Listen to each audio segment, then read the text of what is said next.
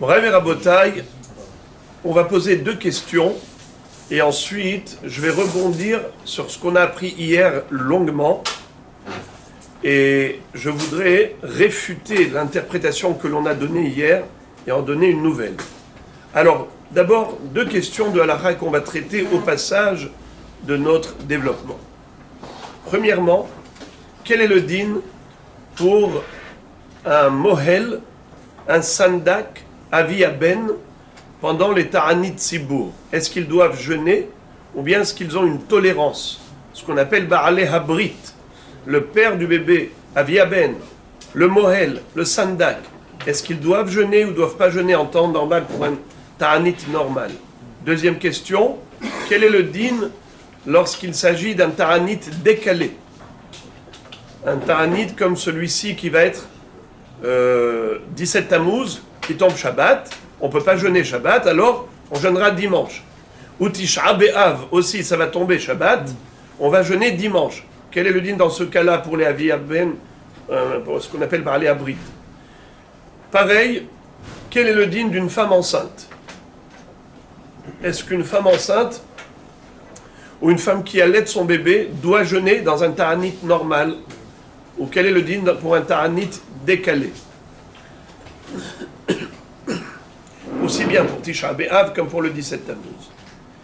Alors j'y reviendrai lorsqu'on aura, Be'ezrat Hashem, rappelé la halakha qu'on a donnée hier à propos de Shavua Shechalbo. Lorsque Tisha B'Av tombe Shabbat et que le jeûne est décalé au lendemain, dimanche, est-ce que toute la semaine qui précède a le din de Shavua Shechalbo? C'est-à-dire, Hachamim ont institué des restrictions pendant toute la semaine qui précède Tisha B'Av. Si par exemple Tisha B'Av tombe vendredi ou il tombe, pas vendredi, tombe jeudi ou mercredi ou mardi, n'est-ce pas? Quel est le din lorsque ça tombe comme ça? Toute la semaine, on a des restrictions. L'interdiction de se laver et ainsi de suite, beaucoup de restrictions. Est-ce que ça existe même lorsque Tisha B'Av tombe dimanche? Oui ou non? Hier, on a vu une mahloket.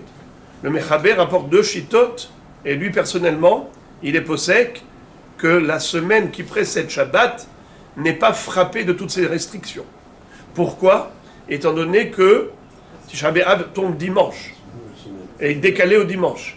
Donc c'est ni la semaine d'après, ni la semaine d'avant. Il y a zéro restriction pendant cette année-là.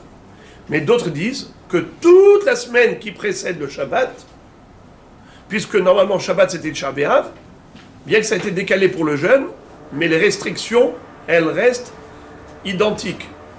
Elles ont toujours lieu. Lui, le Shulchan Aruch, le Mechaber, il est possède comme qui? Comme ceux qui sont plus indulgents. Puisque Stam Veyesh Halacha Kistam.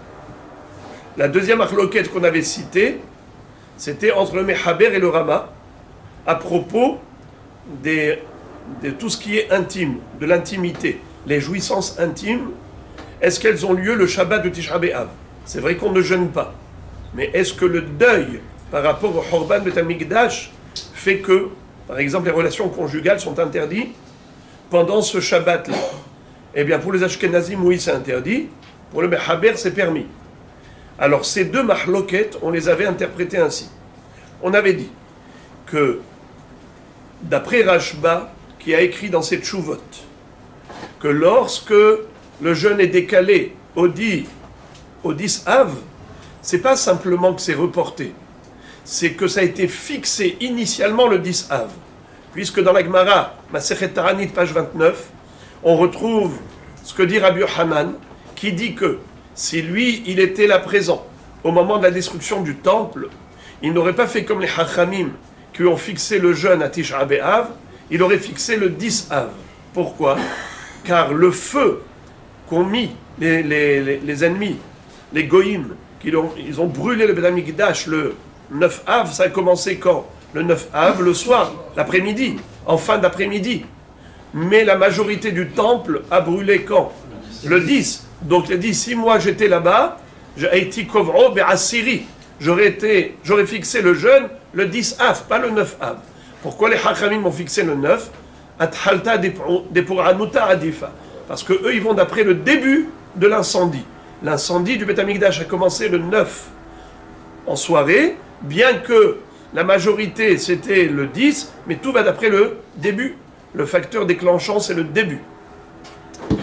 Alors, le Rashba va dire que dans la mesure où Tisha B'Av tombe Shabbat et qu'on reporte au lendemain, c'est pas un simple report, ça a été fixé le 10 Av. En l'occurrence, quand Tisha B'Av tombe Shabbat, alors ce n'est plus le 9 Av qu'il faut jeûner, c'est le 10 Av, comme a dit Rabbi Yochanan. Puisque la majorité du temple a brûlé le 10, eh bien c'est le 10 qu'il faut jeûner. C'est ou le 9 ou le 10. Normalement c'est le 9, mais quand ça tombe Shabbat, le 10 c'est la date initiale prévue. Alors on a compris deux halachot. On a compris premièrement pourquoi d'après le Mechaber, il n'y a pas d'interdiction de vie intime pendant ce Shabbat-là, bien que les Ashkenazim interdisent, parce qu'eux ils considèrent que c'est juste un report. Mais d'après le Mechaber, c'est pas juste décalé, ça a été fixé le 10 Av.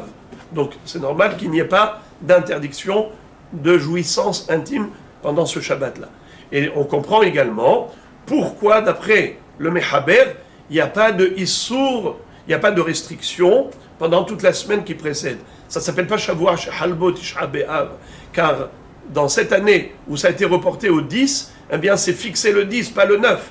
Donc ça ne s'appelle pas Shavua Shehalbo, car Shabbat appartient à la semaine précédente. Dimanche, c'est le premier jour, c'est Yom Rishon de la semaine suivante. Pourquoi tu veux interdire la semaine précédente? Il n'y a pas de raison, ça ne s'appelle pas Shavua Shehalbo. Voilà ce qu'on avait dit hier. Aujourd'hui, je vais démontrer que cette explication pour comprendre le Mechaber n'est pas juste. Pourquoi? Le Mechaber est possèque que normalement, des femmes enceintes et des femmes qui allaitent leur bébé n'ont pas l'obligation de jeûner pour les 3 jeûnes. C'est ce qu'il écrit dans Siman Tafkuf Nun Dalet, Saif Dalet. Le Mechaber est possèque que c'est seulement à Tisha B'Av que les femmes enceintes doivent jeûner. Seulement à Tisha B'Av que les femmes qui allaitent leur bébé doivent jeûner. Mais pendant les 3 jeûnes, 17 Tammuz, à Sarah Betevet, Som Gedalia, il n'y a pas de jeûne pour les femmes enceintes et celles qui allaitent leur bébé. Il dit juste, il ne faut pas qu'elles se fassent plaisir. Il ne faut pas manger juste des choses pour le plaisir. Que Kiyum Avalad, que pour la nécessité du bébé. Mais pas pour des kiffs. Il ne va pas prendre des crèmes glacées et des glaces et ainsi de suite. Non. Ce jour-là, pas de bonbons et des choses comme ça. D'accord. Quel est le din si Tisha B'Av a été décalé? Est-ce qu'elles doivent jeûner également? Réponse non. Le Shulchan Aruch nous dit que le jour où elles... comment on appelle ça? Excusez-moi. Le Mechaber ne nous dit pas quel est le din. Il ne dit pas quel est le din. Qu'est-ce qu'elle ferait lorsque Tisha B'Av est décalé? Le Rav Ovadia Yosef Zatzal, dans son génie, il dit elles peuvent manger. Quand est-ce que le Shulchan Aruch dit qu'une femme enceinte, une femme qui allait, doit jeûner à Tisha B'Av? C'est Tisha B'Av classique. Mais lorsque Tisha B'Av tombe Shabbat, qu'il a été décalé au dimanche, eh bien ce dimanche-là, les femmes enceintes et les femmes qui allaitent leur bébé peuvent manger. Sur quoi il s'appuie pour dire une chose pareille? Écoutez le raisonnement qu'il fait.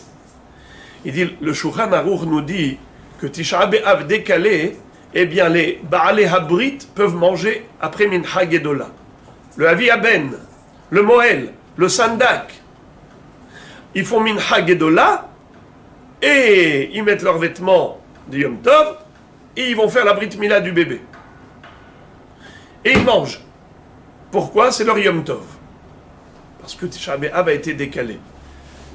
Rav Ovadia Yosef Zatzal dit, mais pour les autres Ta'anit classiques, 17 Tammuz, 10 Tevet, ou Tzam Gedalia, qui tombent Bismanam, est-ce qu'ils ont le droit, eux, de manger?